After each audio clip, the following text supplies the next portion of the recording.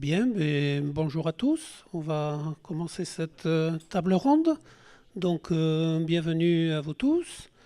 Donc, au niveau de la table ronde, on va essayer de répondre de façon globale à une question sur les AOP. Sont-elles une garantie de maintien de paysans au Pays Basque? Pour cela, nous avons invité des représentants de différentes appellations qui sont soit en Iparraldé, soit en Hegoaldé. Je reviendrai dessus après sur les différentes appellations, mais nous avons donc Pampi pour le piment d'Espelette, Marichou Loupépé pour le fromage au soirati, Lorenzo pour le fromage de Roncal, Félix Jouria pour Idiazabal et Olas Minchelena qui est pour la nouvelle OP qui est dans les tuyaux parce qu'elle n'est pas officiellement sortie de Bruxelles, mais elle a été validée au niveau français et au niveau espagnol, et on attend sa validation par Bruxelles pour être officiellement une appellation d'origine transfrontalière. Alors, simplement un petit rappel de ce que sont les appellations d'origine protégée.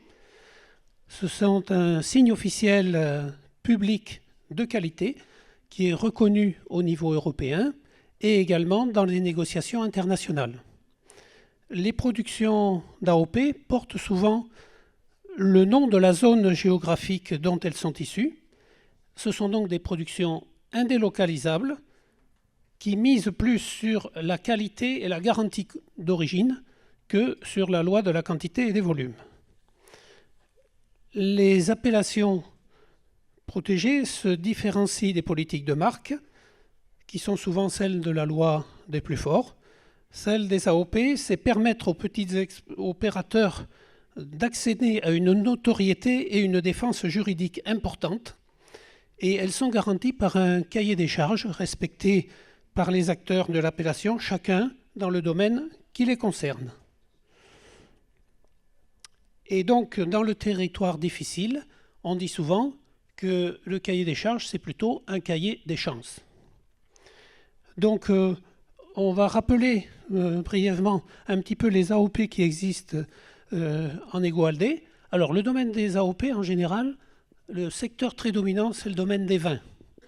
Alors, en Hegoaldé, il y a 3 txakolis de Guétari, de Biscaye et d'Alaba. Il y a 2 AOP Rioja qui sont présentes en Alaba et en Navarre. Et il y a un petit débat, je crois comprendre, en Alaba qui revendique une spécificité de Rioja d'Alaba. Il y a les vins de Navarre, le piment de l'Odocha, l'huile d'olive de Navarre et 2 fromages au lait cru de brebis que sont Roncal et Idiazabal. Pour ce qui est de l'Iparraldé, on a donc les vins d'Iroulegui, le fromage de brebis au soirati qui n'est pas uniquement au lait cru, qui est en partie au lait cru et en partie en lait thermisé, la viande et le jambon de Quintoa du Port Basque, le piment d'Espelette, et on a aussi un dossier en cours d'instruction au niveau français par l'INAO, celui de la cerise d'Itchassou, dont on espère qu'il verra peut-être le jour l'an prochain. Et puis, comme je le disais, on a une appellation transfrontalière, Euskal Sagardoa, dont on attend donc la validation au niveau de Bruxelles. Et donc je vais m'interroger les différents intervenants pour leur poser la question, quelles sont les motivations de la création de votre appellation? Donc je vais demander à Olatz de bien vouloir prendre la parole sur les motivations pour créer l'appellation Euskal Sagardoa.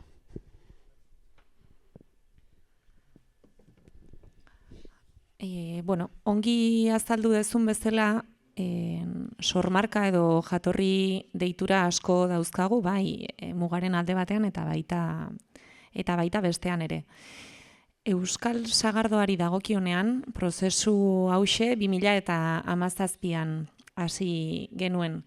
2017an hasi genuen eta Euskal Sagardoa Euskal Autonomia Erkidegoko 3 lurralde historikoek bateratuta.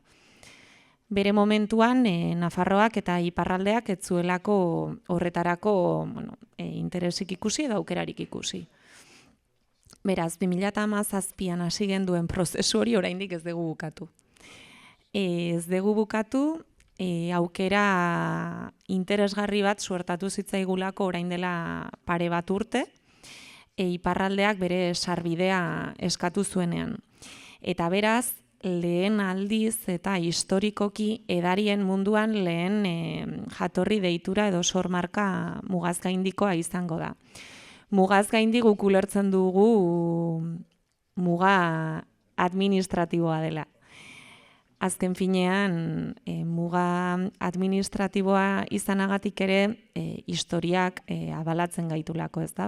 Historia partekatu bat daukagu, eta ezin da dudatan jarri Euskal Sagarnoa, Euskal Sagardoa, 7 lurraldeetan ekoizten den edari bat izan dela mende luzez. Beraz, galdetu duzu zein den helburua edo zein den arrazoia sormarka bat sortzeko. Gure kasuan naturalki atera den jarduera bati izena jartzeko beharra ikusi diogu, batipat izen honek babestu egingo duelako ekoizlea eta bertako sagarra. Beste edari batzuen kasuan ez da horrela izan, baina gurearen kasuan 250 sagar barietate aurkeztu dizkiogu Bruselari,